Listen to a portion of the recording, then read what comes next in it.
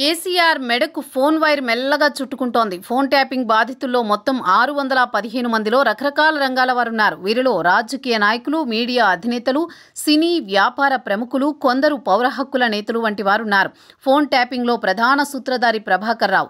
ఈయన తన నోరు మెదపకపోయినా ఇప్పటికే సిట్ పూర్తి ఆధారాలు సేకరించినట్టు సమాచారం. ప్రణీత్ రావు తదితరులు అప్రూవర్లుగా మారడంతో మొత్తానికి ఫోన్ ట్యాపింగ్ కేసు కొలిక్కొచ్చేస్తోందని అంటున్నారు.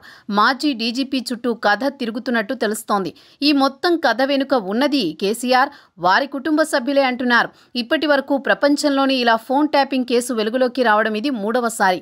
గతంలో 1972లో అమెరికాలో రిపబ్లికన్ పార్టీ ఎన్నికల ముందు విజయం కోసం ఫోన్ ట్యాపింగ్ చేసి దొరికిపోయింది. ఇండియాలో 1988లో కర్ణాటకలో అప్పటి రామకృష్ణ హెగ్డే ప్రభుత్వం ఇలాంటి కేసులో ఇరుక్కుంది. తర్వాత 2023లో కేసీఆర్ ఈ కేసులో ఇరుక్కున్నారు.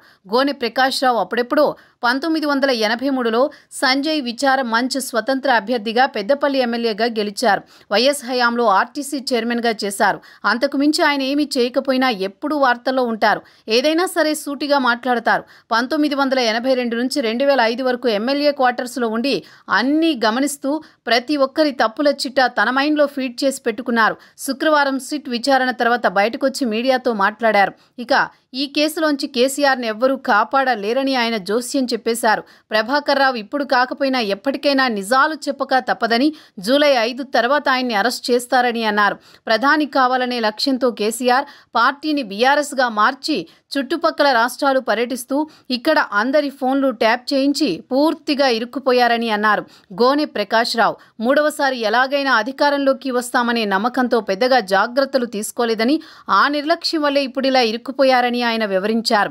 కేంద్రం జోక్యం చేసుకుని చిత్తశుద్ధితో ఈ కేసును సీబీఐకి అప్పగించాలని, ఇందుకు స్థానిక బీజేపీ నేతలు కృషి చేయాలని కోరారు.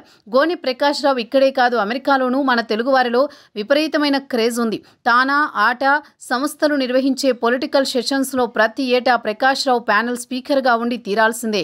ప్రకాష్ రావు మాటలు కూడా అంతే ఆసక్తిగా అక్కడి వారు విని ఎంజాయ్ చేస్తూ ఉంటారు.